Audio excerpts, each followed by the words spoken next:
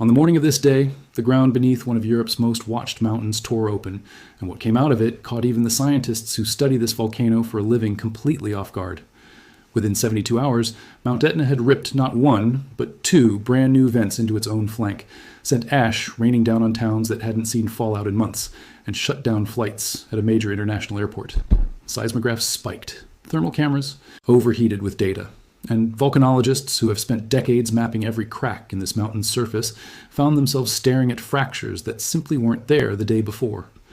This is the story of what happened when Etna decided to rewrite its own geography in real time, and why the answer to why did this happen turns out to be more unsettling than anyone expected. To understand why a new vent on Etna is such a big deal, you first have to understand what kind of mountain we're actually dealing with. Mount Etna sits on the eastern coast of Sicily, towering over the city of Catania, at a height that shifts by the year, currently somewhere around 3,300 meters, because the summit itself keeps growing, collapsing, and rebuilding through its own eruptions. It is the tallest active volcano in Europe, and by most measures, one of the most continuously active volcanoes on the entire planet. Its documented eruptive history stretches back roughly 2,700 years, with geological evidence of volcanic activity at the site going back 500,000 years before that. UNESCO recognized it as a World Heritage Site in 2013, not because it is dormant and beautiful, but specifically because it is alive, restless, and still actively demonstrating the geological processes that built it. Etna's presence looms so large over Sicilian life that it worked its way into mythology long before anyone understood plate tectonics. The ancient Greeks believed the volcano was the forge of Hephaestus, the god of fire and metalworking, and Roman tradition renamed him Vulcan, the origin of the very word volcano. The philosopher Empedocles, according to legend, was so fascinated by Etna's eruptions that he died by climbing into the crater itself, hoping to prove he was immortal. Long before instruments could measure tremor or gas output, the people living in Etna's shadow were already treating the mountain as something closer to a living entity than an inert pile of rock, and in a strange way, that instinct wasn't wrong. Modern volcanology essentially confirms it. Etna behaves less like a static landform and more like an organism with its own circulatory system, one where magma moves, pressure builds, and pathways open and close in response to internal forces that scientists are still working to fully map. What makes Etna genuinely strange, even among active volcanoes, is that scientists still don't fully agree on why it exists where it does. Most of Italy's volcanic activity, including Vesuvius and the volcanoes of the Aeolian Islands, is explained cleanly by subduction, the process where the African tectonic plate dives underneath the Eurasian plate, melts, and sends magma up through the crust in a predictable arc. Etna sits close to that boundary, but not neatly on it.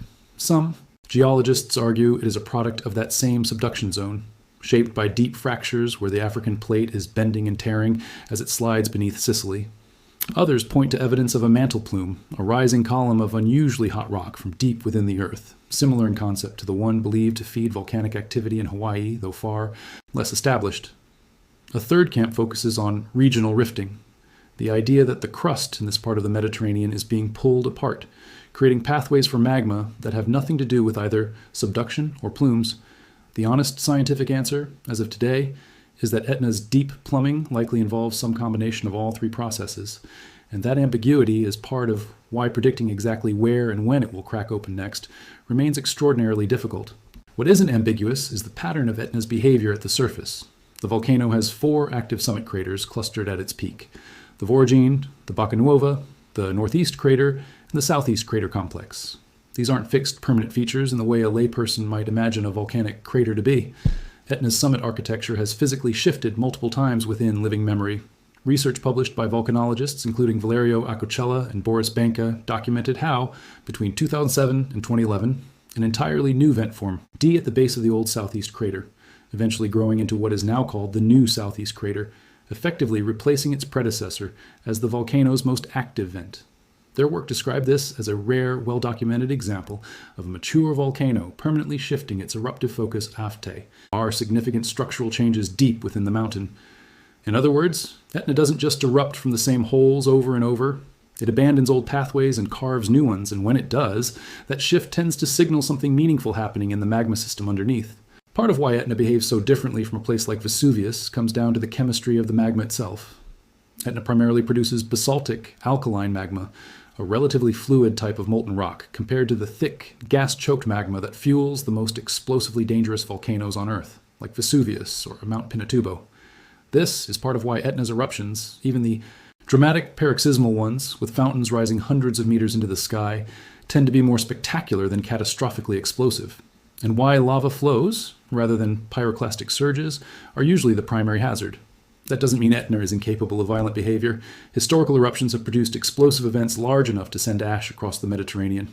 And the volcano's flank has, on rare occasions, generated genuinely dangerous rapid collapses. But on a day-to-day basis, the more fluid nature of its magma is exactly why new fissures and vents can open relatively quickly and release lava that moves fast enough to reshape terrain within hours, without producing the kind of catastrophic explosive blast associated with more viscous, gas-trapping volcanic systems elsewhere in the world. That history matters enormously for understanding 2026, because this year Etna didn't just open one new vent. It opened several in a rapid, almost stuttering sequence that has kept the Istituto Nazionale di Geofisica e Volcanologia, Italy's National Geophysics and Volcanology Institute, working around the clock since New Year's Day.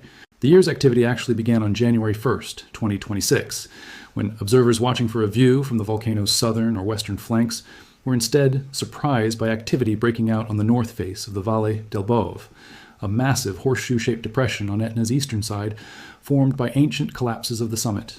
Effusive activity, meaning the slow, non-explosive emergence of lava rather than a violent eruption, was reported starting around 4:30 in the afternoon local time, with lava emerging from a fissure at an elevation of roughly 2,000 to 2,100 meters. Satellite imagery from the European Union's Copernicus Sentinel-2 mission captured the flow just days later, showing the fresh lava glowing red against a landscape still dusted with snow. INGV reported that no residential areas were under immediate threat and no infrastructure was damaged, which is Etna behaving, relatively speaking, the way locals have come to expect. Dramatic to look at, but geographically contained within uninhabited high-altitude terrain. Then came June 26th. A new fracture opened at the base of the northeast crater, at an altitude of around 3,000 meters, sending a slow-moving lava flow toward the Valle del Leone, a valley adjacent to the Valle del Bove. Volcanology guides monitoring the flow in real time described it advancing steadily but slowly, a product of the lava's high viscosity, thick and resistant to flowing quickly, which caused it to essentially crawl across the terrain, engulfing the ground beneath it while volcanic gases vented continuously from the fracture. Over the following hours, the flow found and settled into natural depressions in the landscape, a common pattern for Etna's effusive eruptions, while the summit cone continued its usual background hum of steam and ash. If June had been a preview, July delivered the first real surprise. On July 30th, at dawn, something began happening at the Vorgine crater that, to the untrained eye watching a webcam, looked like nothing more than a plume of steam on a humid morning. Volcanologists reading the seismic tremor graphs knew better. What followed was described by observers on the ground as a genuine paroxysm, a term volcanologists use for a short, intense burst of explosive activity, involving powerful lava fountains, often reaching hundreds of meters into the air. By evening, the spectacle had escalated further. Alongside the lava fountains at Vorgine, a lateral fracture opened up, sending an additional flow of molten rock down the mountainside, timed almost perfectly for the cameras of tourists still on the slopes for the summer season. INGV's Etnian Observatory confirmed that effusive activity from this EEW fracture began at 1849 UTC, originating in the upper Valle del Leone.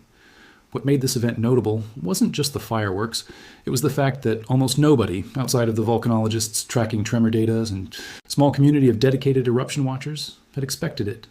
Etna had gone from routine background activity to a full paroxysmal eruption with barely any external warning signs visible to the public.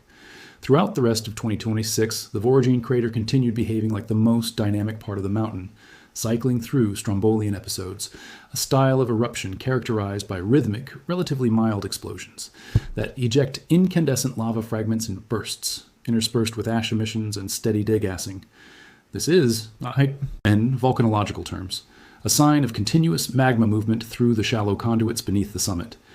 INGV's monitoring network, which includes seismic sensors, thermal imaging cameras, satellite surveys, and instruments that measure the volume and chemical composition of volca, anic gases escaping the mountain, tracked these fluctuations in near real time, giving scientists a rolling picture of pressure building somewhere within Etna's plumbing system.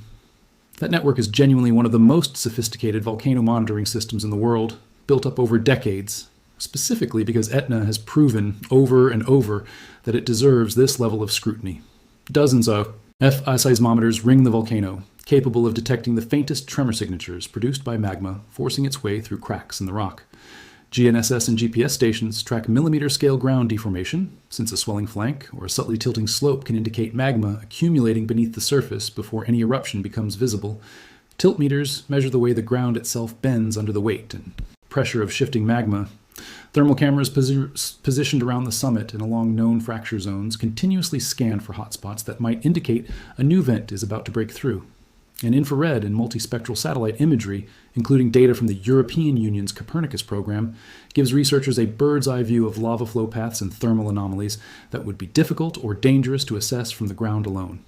Even with all of the instrumentation trained on a single mountain, the events of early August 2026 show just how quickly this system can still be tested. That pressure came to a head in the first week of August. Strombolian activity at Voragine began intensifying around 9:30 in the evening local time on August 6th. And by the overnight hours, it had evolved into full lava fountaining, the more violent, sustained expulsion of molten rock and gas that marks the transition from a moderate eruption into a genuine paroxysmal event. By the morning of August 7th, the fountaining had generated a substantial ash column that drifted toward the southeast, dropping ash over the nearby towns of Ragalna and Adrano. This alone would have been a significant, newsworthy eruption. But then the ground itself gave way in a second location. A brand new eruptive vent opened in the Valle del Bove, distinct from the activity at the summit craters, adding an entirely new outlet for magma to reach the surface. Lava began flowing forward. And this new vent, even as the Voragine paroxysm continued overhead, effectively giving Etna two simultaneous, semi-independent eruptive centers active at the same time.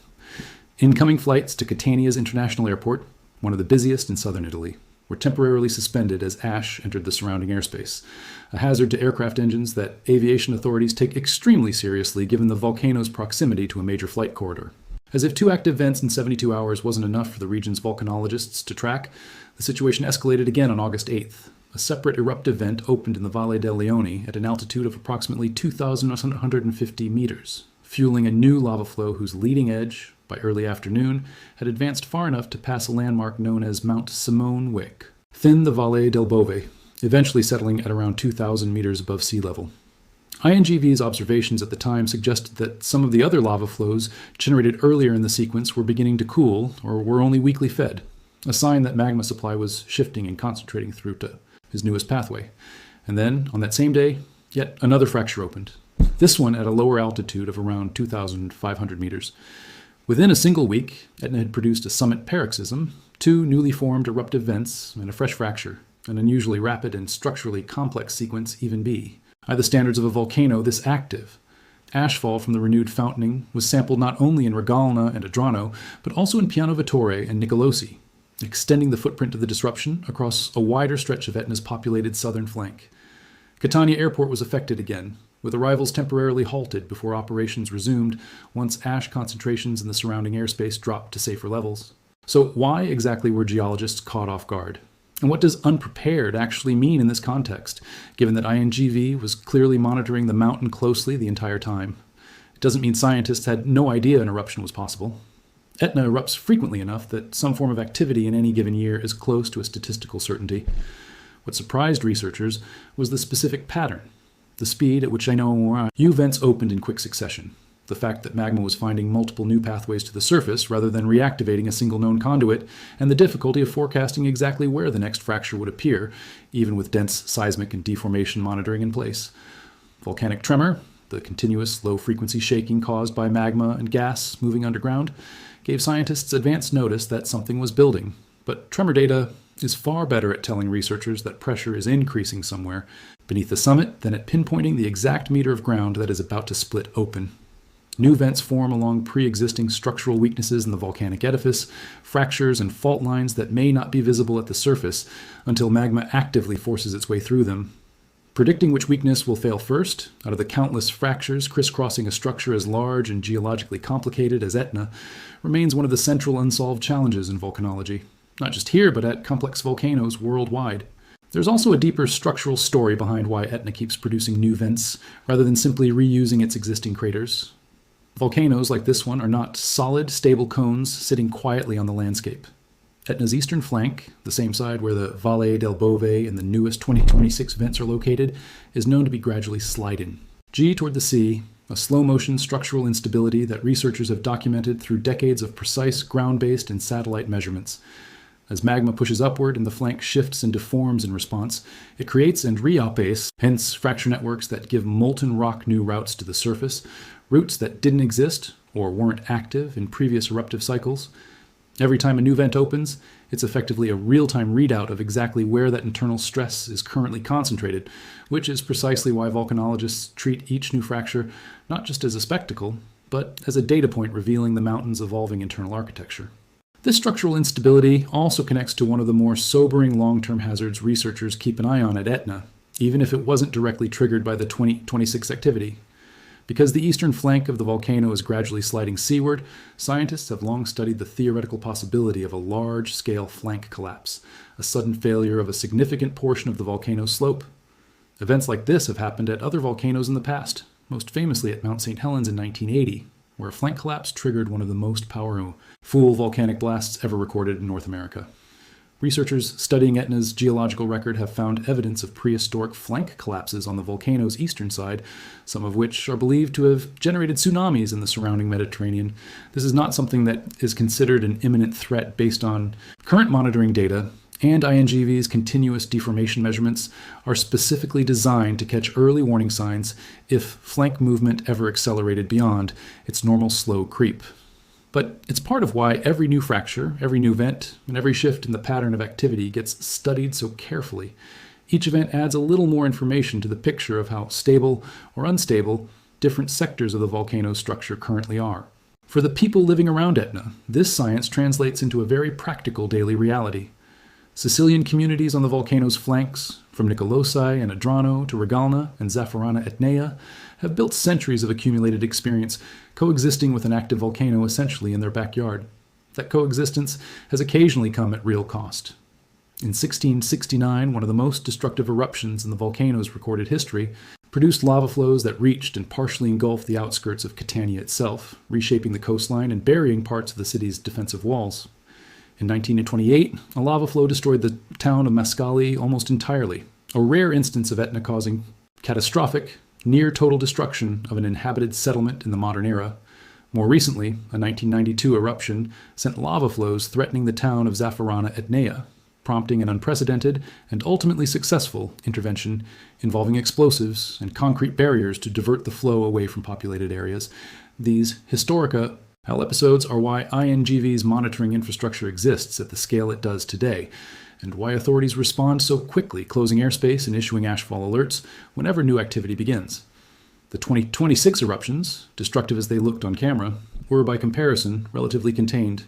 INGV consistently reported no immediate threat to residential areas and no infrastructural damage from the January, June, July, and August events, a testament both to careful monitoring and to the fact that most of this year's new vents opened in the sparsely inhabited high-altitude terrain of the Valle del Bove and Valle del Leone, rather than closer to populated slopes.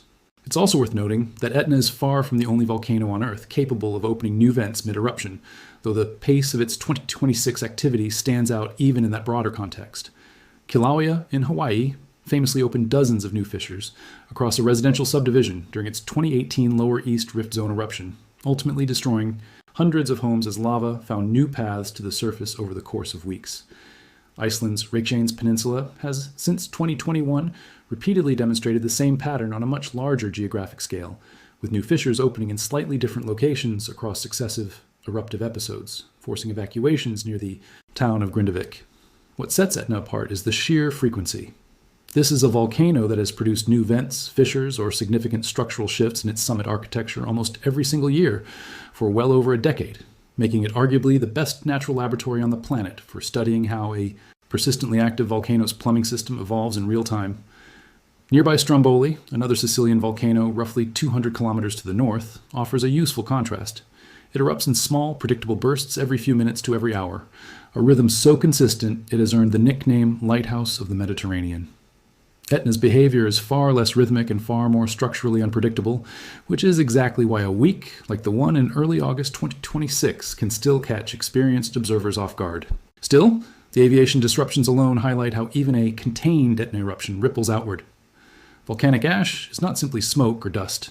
It's composed of microscopic shards of pulverized rock and glass that can melt inside a jet engine's combustion chamber and resolidify on turbine blades, potentially causing catastrophic engine failure.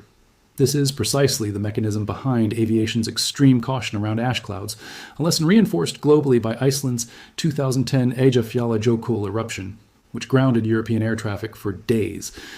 Catania's airport, sitting almost directly beneath Etna's summit, is uniquely exposed to this hazard, which is why even relatively modest ashfall events trigger flight suspensions until satellite and ground-based instruments confirm the air corridor is clear. There's an ironic upside buried inside all of this disruption, one that helps explain why millions of people continue to live, farm, and build directly on the slopes of an active volcano rather than migrating away from it entirely. Volcanic ash, once it weathers and breaks down, is extraordinarily rich in minerals like potassium, phosphorus, and magnesium, transforming into some of the most fertile soil on Earth. The slopes of Etna support thriving vineyards, orchards, and pistachio groves, many of them farmed by families who have worked the same volcanic terrain for generations, fully aware that the same mountain enriching their soil could, in theory, someday bury their fields in lava. This trade-off, fertility purchased at the Volcano, of long-term risk, is a pattern repeated at volcanoes across the globe, from the slopes of Vesuvius to the highlands of Java. And it's a major reason volcanologists emphasize monitoring and hazard mapping over relocation as the primary strategy for managing life around an active volcano like Etna. Zooming back out, what the 2026 eruptive sequence really demonstrates is something volcanologists have understood conceptually for a long time, but rarely get to watch unfold in such rapid, telegraphed detail. Etna. Is not a static monument, it is an active, evolving geological system whose surface features are essentially temporary. The 4 summit craters that tourists photograph, the fissures that opened in the Valle del Bove and Valle del Leone this year, even landmarks like Mount Simone, are all snapshots of a process that has been continuously reshaping this mountain for millennia, and will keep doing so long after this year's headlines fade. The new southeast crater, born from a similar sequence of new vent formation between 2007 and 2011, is a reminder that today's brand new fracture can become Tom, Auro's dominant, decades-long eruptive center. It's entirely possible that one of the vents that opened in the Valle del Leone or Valle del Bove during 2026 could follow a similar trajectory, gradually building into a persistent new feature of Etna's landscape, though only sustained observation over the coming years will confirm whether that's actually happening here. For now, INGV's Etnian Observatory continues its round-the-clock monitoring, cross-referencing seismic tremor, ground deformation measurements from GPS networks, thermal satellite data, and direct gas sampling to track how the magma system beneath Etna is evolving after this year's sequence of paroxysms and new vents. Every fracture that opens adds another data point to one of the longest-running, most detailed volcanic monitoring records on Earth, a record that exists specifically because this mountain has proven again and again across 27 centuries of recorded history that it is capable of surprising even the people who study it most closely.